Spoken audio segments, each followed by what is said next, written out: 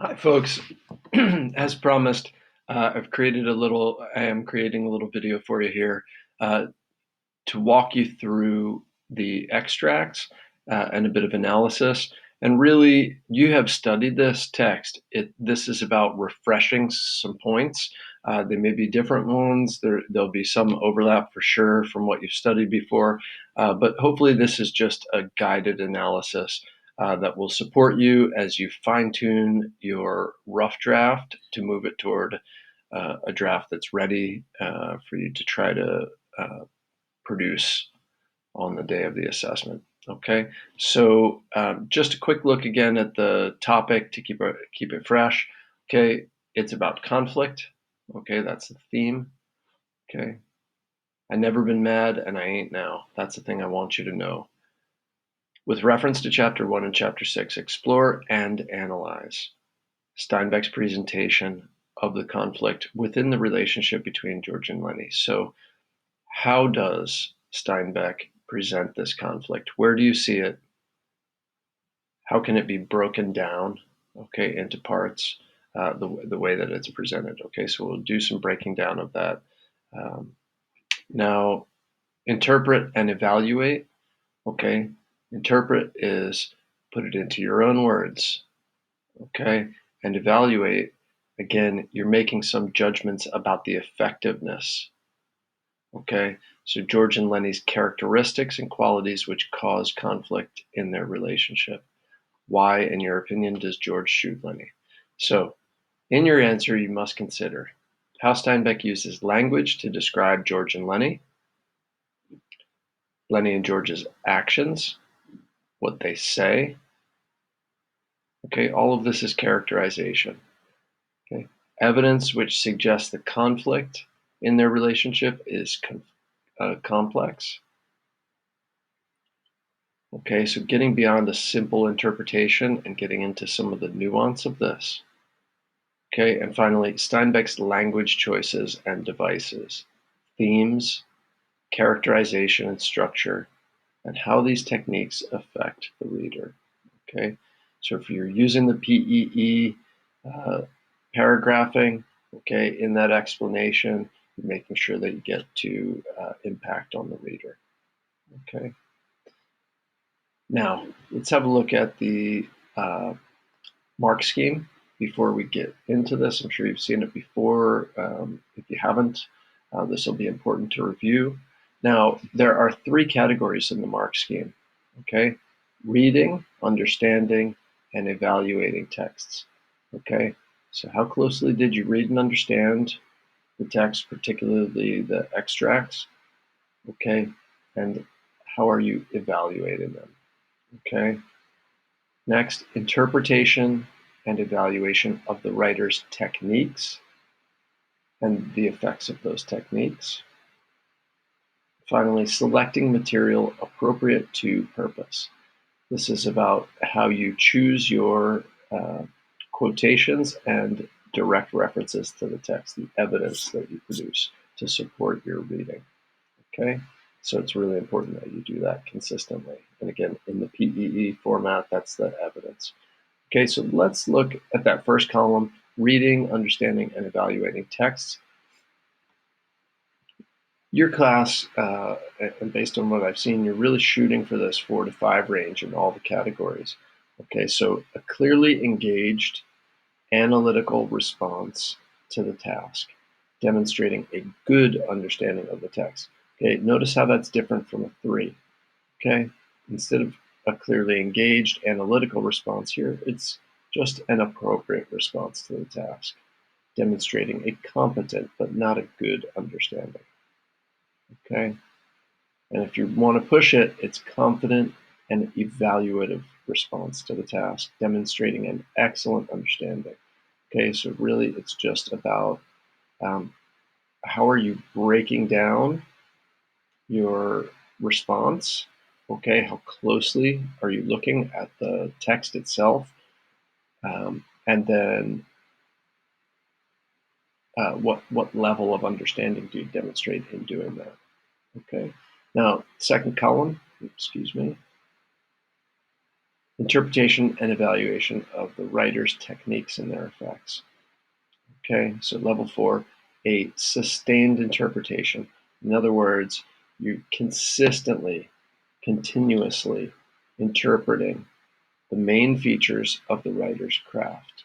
Okay, you stay focused on how the writer has accomplished this, not just maybe what you believe to be true, but how the writer accomplished it and what's the impact.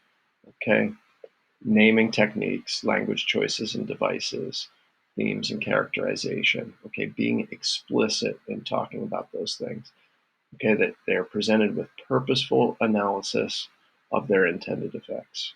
Okay, you're writing with clear purpose and intention. Okay, and at level 5, that just moves up to more confident and perceptive interpretation. Okay, focusing on key features. There are so many features, you're needing to be selective. Okay, and that they are presented with assured or confident, again, evaluation of the intended effects. Okay, last column, when you're choosing your evidence, okay, it should be at least purposefully selected and perhaps precisely focused in the selection, okay, of material from within the text, okay, across the text, and is presented to develop a cogent, okay, or coherent response, one that holds together.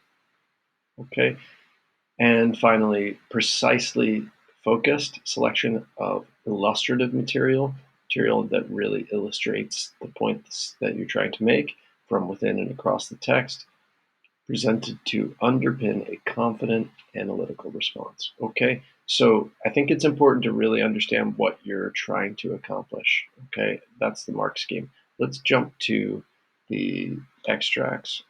Pull up actually a Word document here if I can. There we go.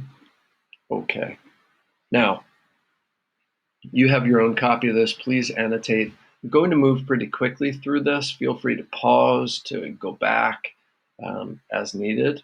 Okay, and I'm also going to toggle between this and these points, so I can just make sure that we're touching on all of these, and you should be doing the same, maybe putting tick marks beside them as you go during the assessment to make sure you're really making sure you tick all those boxes. Okay, and again, you're meant to spend about 10 minutes writing about each piece, so you may want to structure in this way. Okay, I'm just going to work steadily through the task and then comment at the end. Okay, so sorry, this. Okay, so in class we had read the first couple of sentences really closely. Actually, this first paragraph.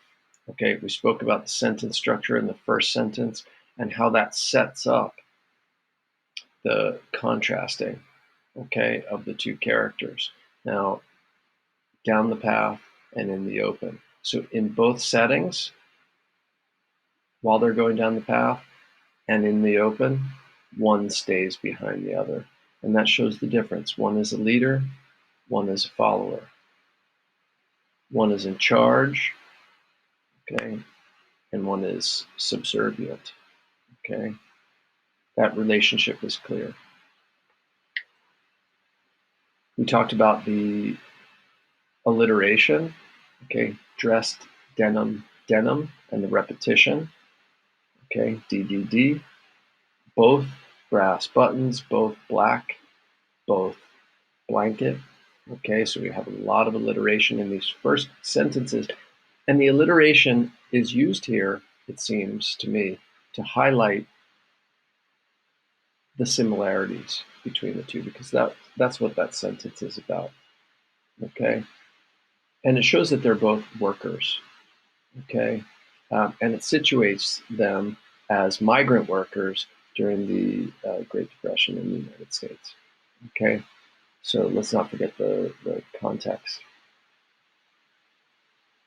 That word both is repeated several times, but that's as far as the similarities extend, okay. So the author has spoken about the similarities very directly, okay, and now contrasts the two men. Okay, and contrasting the two men is a key feature of Steinbeck's approach. Okay, so the first man was small and quick, dark of face, with restless eyes and sharp, strong features. Okay, these are his external features, what you would see if you looked at him. Okay, but they're not only that. Okay, and even right here in the beginning of the book, you learn a lot about George internally from his external appearance. Okay, when we talk about characterization, this is direct characterization. The author is coming right out and telling us what George is like. Okay, physically, but also internally. Okay, restless eyes. We know that George is a restless person. He's unsettled. He's conflicted. Okay, and we're going to get into that conflict within George. Okay, we're going to talk about the two dreams that George has. One we see here in the second part of the extract, where George explodes and says, "If I was alone, I could live so easy." That's the first dream that George has. Okay, and the second dream that George has is the dream that Lenny makes him repeat just before George shoots Lenny. Okay, and it's this dream of living off the fat of the land. Okay, where they are together. Okay, so it's not a dream of being alone, it's a dream of being together and having a friendship, companionship, okay, and being settled. Okay, so on one hand, and now this is not just about George and Lenny. Okay, so if we're looking at the bigger picture, this is a book about the Great Depression and the way that it impacted people's lives. People like George and Lenny were forced to become migrant workers for economic reasons because of the lack of opportunity to be settled, to own their own home. And so many men lived, as George describes in the first dream. They don't have a family life, and they become very sort of individualistic and really work to save money so that they can meet their own needs. And that's that. And they don't have time or space in their lives for friendship. Okay. But the second dream is where George and Lenny attempt to fight against the pressure, the economic pressure of the Great Depression that tears lives apart. Okay. And they try to hold together. Okay. So we have that contrast, okay, those two very different dreams. And those two dreams exist in George. Okay. And those two dreams, I would say, I would argue, this is my interpretation, um, are what make him restless, what give him restless eyes. Okay. He's unsettled on one or the other. Um, he's not sure what he wants. Okay. And I think you could make a strong argument and a very coherent argument that the conflict between George and Lenny is at least made more intense by the economic pressure of the Great Depression. Okay, so there's George. Now, those are his eyes. Okay, sharp, strong features. Sharp, I want to focus on. Okay, notice down here, Lenny, he said sharply. Okay, so that word is repeated in relation to George. It's important. It's not just a passing word that Steinbeck happened upon. So, sharp, strong features. This tells about his intellect as well. Okay, and it's in contrast with Lenny. Okay, who, while huge and strong, is described as shapeless of face. Okay, and his body is quite round. His eyes are pale. Okay, there's not a lot of definition okay, or structure to him. And clearly that's a reflection of his mentality as well, okay? And in fact, he's described in comparison with a bear, okay? Later, it's a big paw that's dabbed in the water. What language technique is that? Okay, dabbled his big paw in the water. Now, people don't have paws, so that's a metaphor. Okay, and then shortly after that, George drinks from the water. Where is it? Like a horse, excuse me, it's just before that. Okay, um, snorting into the water like a horse. Okay, snorts again. Okay, so he's been compared to a bear. He has a paw. He snorts like a horse. Okay, these animal-like comparisons, what are they saying about Lenny? Okay, they're saying that he's driven largely by his impulses, like an animal would be. He is not an intellectual creature. Okay, and that's what gets him into trouble. Okay, so if we're going back to the conflict and what George gets so angry about is Lenny is not strategic about what he does. He does it because it feels good, okay, like stroking that girl's dress, okay? And so this is about what I'm talking about here is about characterization, okay? How, right from the beginning of the story, does Steinbeck show us what Lenny's like? Well, he compares him to a horse, okay? Like a horse, using simile, okay? Big paw, metaphor, okay? So using figurative language to compare Lenny to animals, okay? Dragging his feet a little the way a bear drags his paws. So that's an analogy, at least, okay?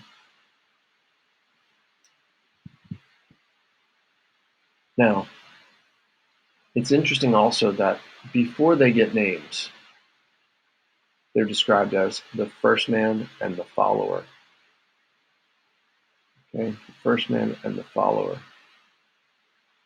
So this gives them a more universal feeling that this is not just a book about two individuals, but it's a book more broadly about what human beings, intelligent and otherwise, might have experienced during the Great Depression, the forces they would have been subject to. Okay, I hope that makes sense. Okay. Now, again, I'm not going to be able to speak every bit of analysis into this video, uh, obviously, and you're not going to be able to get everything that I'm going to mention into your writing. Okay, you'll have your own ideas that you're going to contribute. Okay, and you'll have to be selective about what you feel most confident presenting. Okay, but I just want to give you the opportunity to have this guided analysis. Okay, so first man, follower. Okay, and by saying the follower, he's not just the one who happens to be following at that moment, but Steinbeck is defining their relationship here. Okay. He took off his hat and wiped the sweatband with his forefinger, snapped the moisture off. Okay. His huge companion dropped his blankets and flung himself down and drank from the surface of the green pool. Drank with long gulps, snorting into the water like a horse. Small man stepped nervously beside him. Okay. That nervousness. Okay. You have an adverb here that tells us about George's personality. Okay. Why is he nervous? Because he's responsible for taking care of Lenny. Okay. So and Steinbeck does not hide the emotions. Okay. We're going to see that all the way through. Okay. In fact, this narrator, okay, who I think we can say is uh, omniscient, although he doesn't often go right into the thoughts of the characters. Okay. He presents their emotions in a way that is very direct, helps us know how they're feeling. Okay. So, and I'll touch on that more as we go. Okay, there's a lot of very clear naming of emotions. Okay, you might want to make a point of writing that down. A lot of very clear naming of emotions. You can call that emotive language. Okay, Lenny, he said sharply. There's that word again. Okay, Lenny, for God's sakes, don't drink so much. Lenny continued to snort into the pool. The small man leaned over and shook him by the shoulder. Lenny, you're gonna be sick like you was last night. Okay, small man, large man. Okay, another contrast in the way that Steinbeck describes the characters. Okay, and sets them up as opposites. Okay, and again, passed over this quickly here, but Steinbeck defines them explicitly as opposites here. Okay, walked his opposite. Okay, so in that way, by making them opposites, they are what you might call foils. Foils. Okay, foils are two characters that, uh, in their differences, they highlight characteristics of each more clearly. Okay, so I think we spoke about this with Mrs. Lyons and Mrs. Johnston in Blood Brothers. Okay, now Steinbeck is very clever. Okay, in giving the history of their relationship. Okay, so we just met these two characters, but we get a little bit of the history of their relationship and the problems that have contributed to their conflict. We get that through the dialogue. So George, for example, says, Lenny, you gonna be sick like you was last night. Okay, Lenny, you gonna be sick like you was last night. Here we see George in his caretaker role. He's frustrated because Lenny is repeating the same errors that he has made before. That's Lenny's nature. Okay. You might notice if we're focused on dialogue as a tool for characterization here, we learn about George here because he's using this colloquial language. Okay, hopefully you've learned that term, Colloquial, colloquial language, okay, which is the language that would have been spoken the way it sounds by people, okay, on the streets, so to speak. So instead of you are going to be sick like you were last night, standard English, Steinbeck is using colloquial language here. Okay, and that tells us about both characters. Okay, I ain't sure it's good water. There are plenty of examples. Okay, so Steinbeck uses characters' words to tell us who they are. Okay, this suggests that these are men without education. Okay, certainly without a lot of education, formal education, that is, and that would have meant that they would have had even fewer opportunities, okay, economic opportunities, and again, would have been therefore folks most affected by the Great Depression. Okay.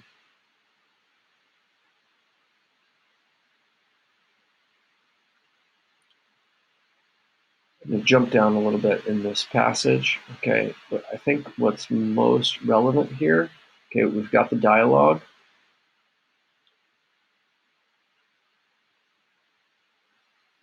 And it says, he said hopelessly. There's another example of that emotive language.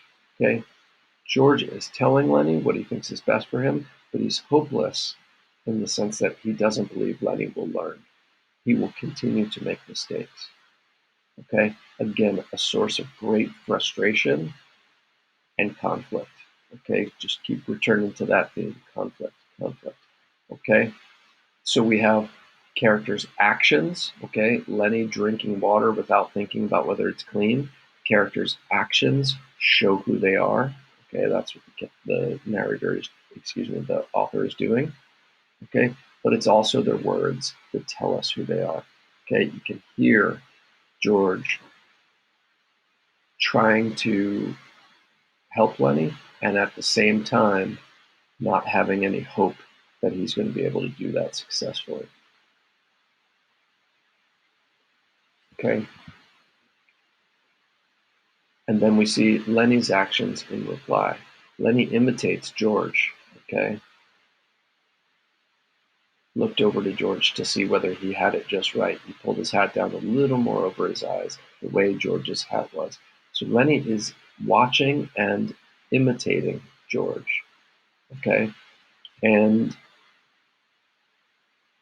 I think that's the type of thing that a child would do. So he's been compared to an animal, but through his actions, there's an analogy being drawn that he is childlike. Okay. Now we skip ahead here.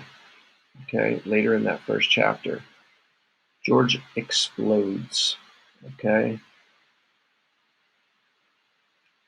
And he goes on a bit of a tirade and he mentions his dream. Okay. So immediately we see that George's frustration is on the surface. Okay, and we see his emotion exploded. Okay, scrolling down, the angry George. Okay, we see Steinbeck is naming the emotions. Okay, Lenny's face was drawn with terror of being left alone.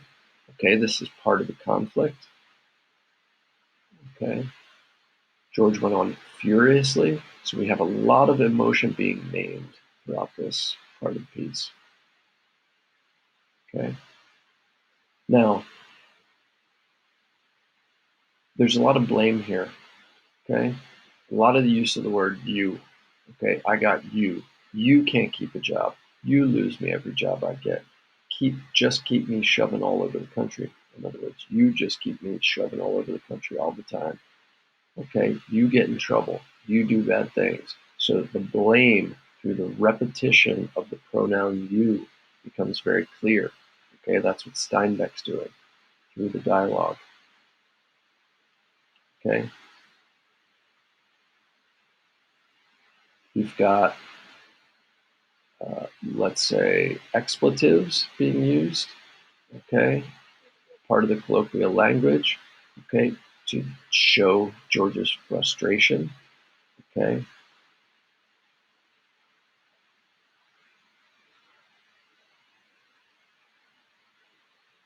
Now, when George takes on the elaborate manner of little girls when they're mimicking one another, what do we think of George? What do we think of George? He's mocking this person who obviously is limited in what he's being able to do. Um, And on one level, we think of George as human. Okay, he's not perfect. He's trying his best. Anybody might blow up under the circumstances. Okay, but we might hope for better from George as well. Okay, rather than mocking Lenny in this way.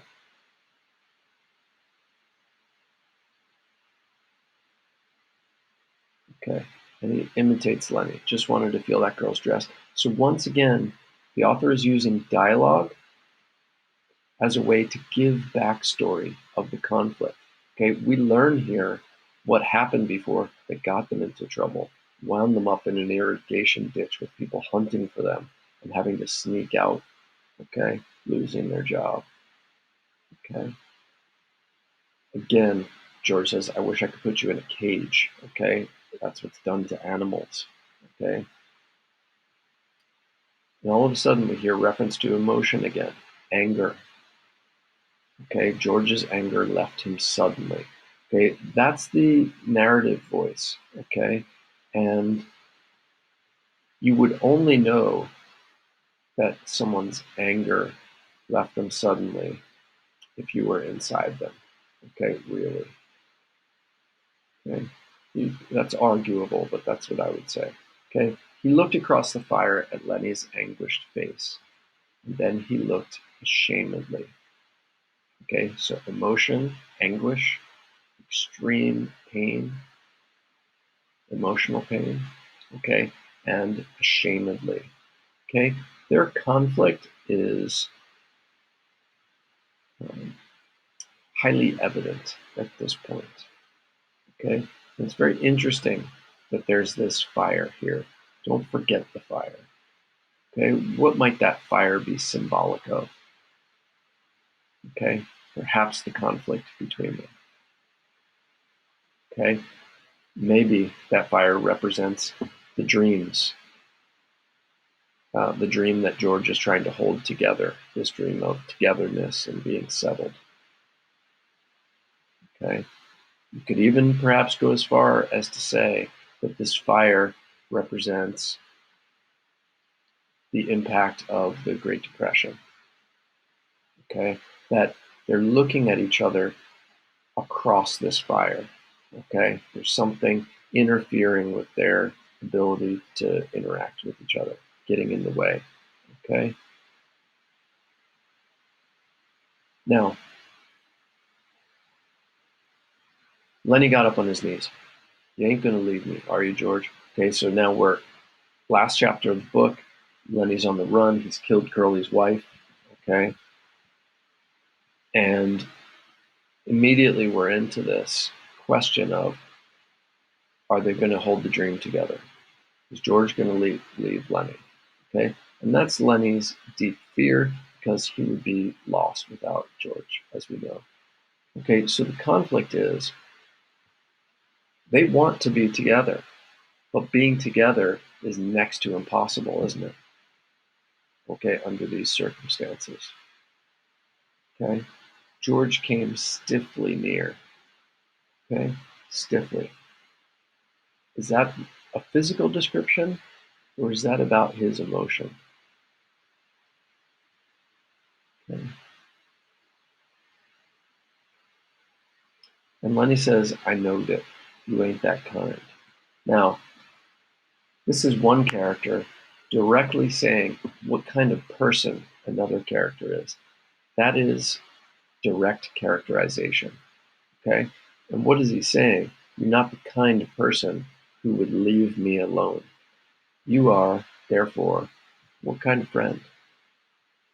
A loyal friend, dedicated friend, okay? Trustworthy, okay? So one character saying directly what kind of person the other one is, okay? Dialogue drives this forward, okay? Now, I think it's really important that we think about setting, okay? The setting is the same, okay? They have returned to the place where they started and where these first two pieces in chapter one occurred, okay? Now, that's certainly not accidental, okay? And it makes us question when we come back to the same place, okay? I think it should make us question, has anything changed? Is there anything? Is there any way for things to change? Is there any escape from this conflict? Okay. Now, it's also set in the natural world. Okay. These extracts don't emphasize that as much as some other pieces would do. Okay. But having it set in the natural world and having Lenny compared to an animal repeatedly emphasizes the fact that, well, it brings up this question of survival, okay, which is very relevant in the Great Depression, okay, and it emphasizes that humans are at base animals that with the basic needs to survive, okay, need for food and water, love, friendship, okay, companionship, okay, we're social creatures. All that is, and I don't know how much time you want to spend on that, but all that is echoed in this natural setting. Okay, but perhaps more importantly, the structure of the novel brings them back to the same place. Okay, and don't forget that fire that they had here before because we're coming back to it. Okay, now, ain't you gonna give me hell? Dialogue, colloquial language, okay, and when we look at their relationship, we see the complexity of it. Okay, Lenny actually wants George to shout at him. Why? Because it reassures him that George is still trying to achieve the dream and has not given up on him. Okay, so he's used to it. Maybe he hasn't thought it through in that way. Okay, but that is the nature of their friendship. It involves this sort of cycle where George tells Lenny off. Okay, there are a number of references to God and to Jesus, mostly profane. Okay, and that could be considered just the colloquial expressions that these men would have used. Okay, but it's also sort of inviting religion into the discussion. Okay, now, and I'll not spend more time on that, but it's a door you may want to walk through. Okay, George shook himself. He said woodenly. Okay, we get emotion in that language. Okay, another adverb giving us emotionally, telling us how he said something and revealing what his emotions were through the choice of adverbs. Okay, woodenly tells us, okay, he's not feeling the anger that he normally feels when he delivers these lines. Why? Because it's been replaced with a different emotion.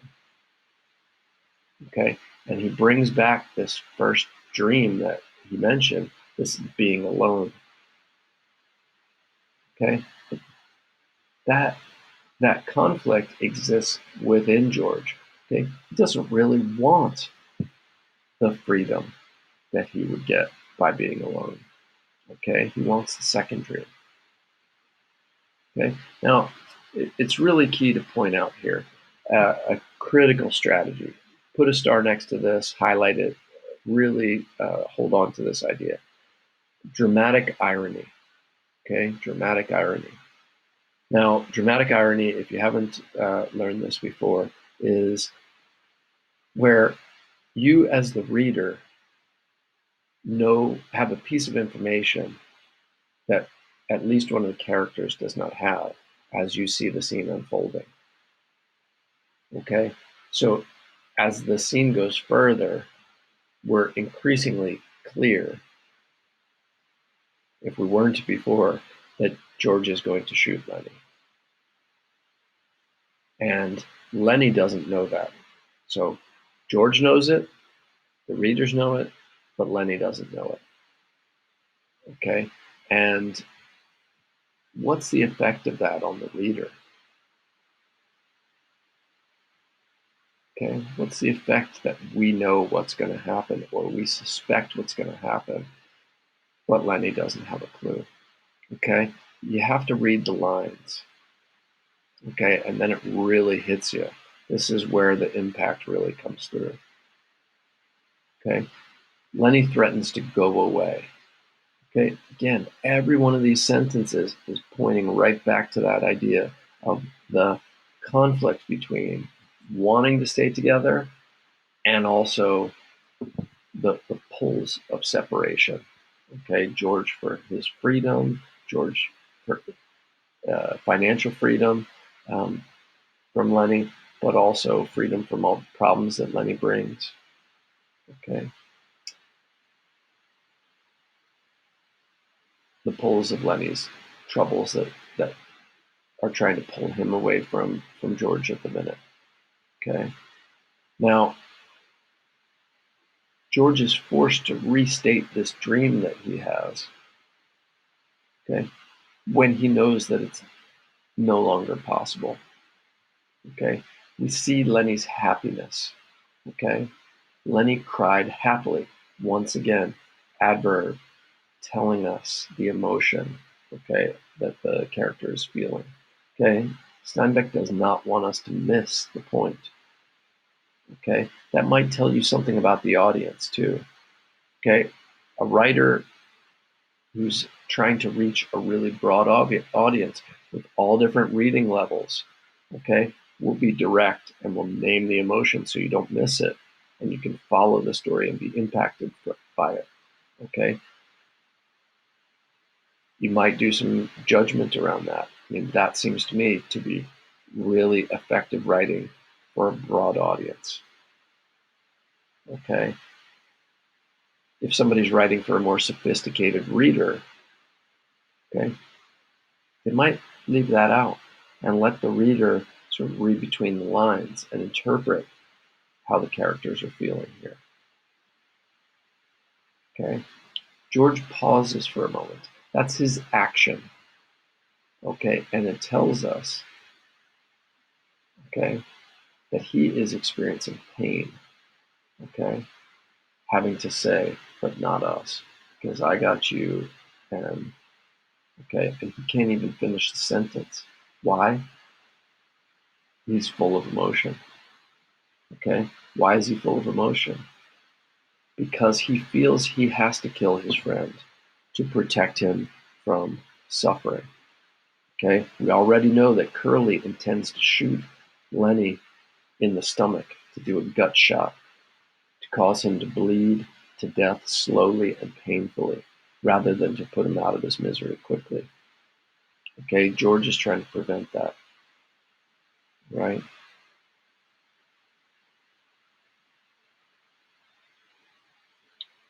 Okay, because I got you, and okay, notice the use of ellipsis here. Punctuation here is emphasizing the uh, character's pain, okay, in his long pause. Lenny doesn't notice. He goes right on because he knows the whole story, and he is in triumph, okay?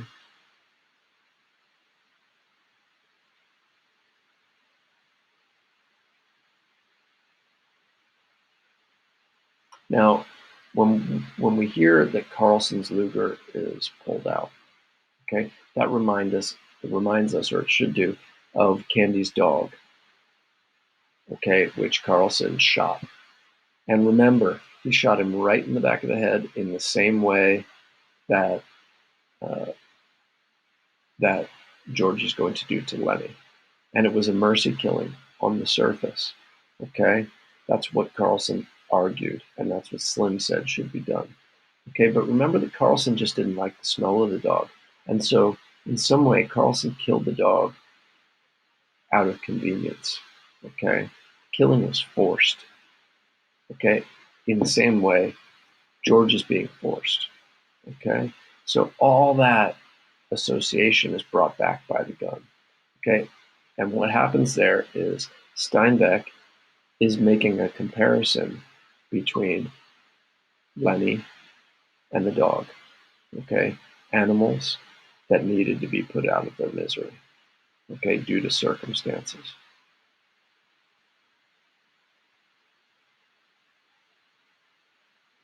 Now, this mention of he looked at the back of Lenny's head where the spine and skull were joined. Okay, I think this is it's very physiological, okay, and graphic in the sense of what George aims to do, okay, and it really drives home the point of, of what George has to do, okay. So, uh, continuing on,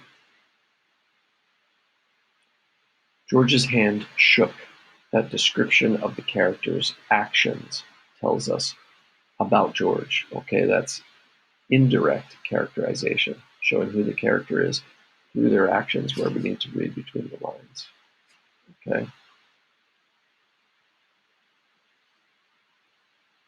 More use of ellipsis. Okay, ellipsis. George is thinking about something else. Okay, and maybe this is about the pain he's experiencing. Okay. Lenny giggled with happiness, emotion. Okay. So the contrast between the two of them, George aware of the situation, experiencing pain, Lenny ignorant of what's happening, okay, able to experience bliss. You've heard that expression, ignorance is bliss. Okay, here it is in practice. And there's the dream, and live off the fat of the land, in colloquial language. Okay? Me and you and me. Okay? Wanting to be together, not able to do it. So the conflict between them, okay, again, why can't George save Lenny? Well, he's committed a crime, okay, and he can't be protected. But they're not living in uh, a society where Lenny has protection, okay.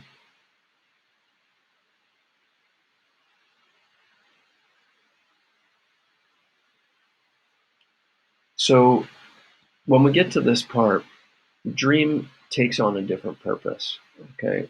Um, it's no longer a reality, okay. George is using this dream. He's having Lenny think about it to give him peaceful last moments. Okay. And so this shows you that even when George feels he needs to harm his friend in the most serious way, he tries to do it in a way that eases the suffering. Okay. Now,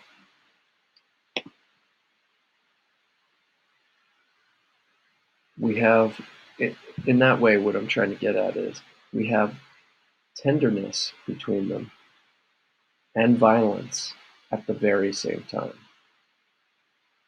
Okay. And that's the complexity of the conflict. Okay. George wants to help Lenny, but he can't help Lenny. He just tries to put him down as easily as he can. Okay. Hands shook violently.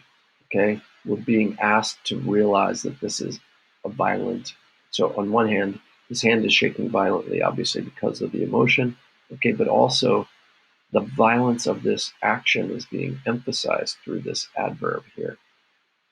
Okay. A short sentence. He pulled the trigger. Full stop. Okay.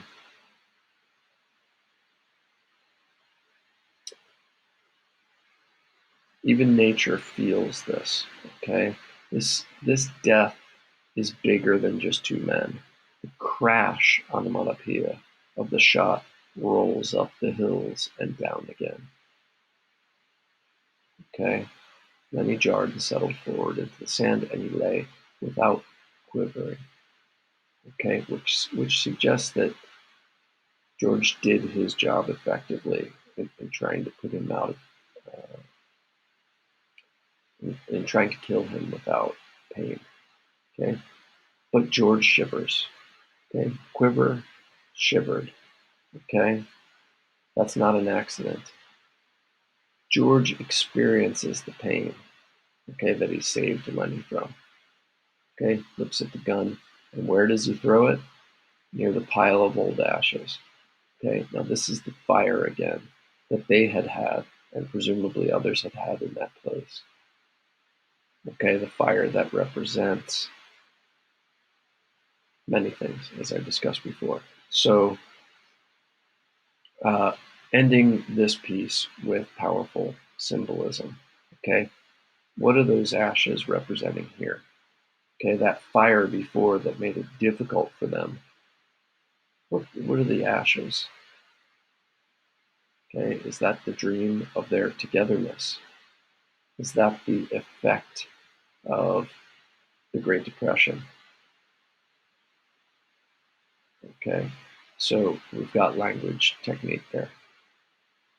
Okay, um, just looking over a couple notes here, making sure I've touched on most of the things I wanted to.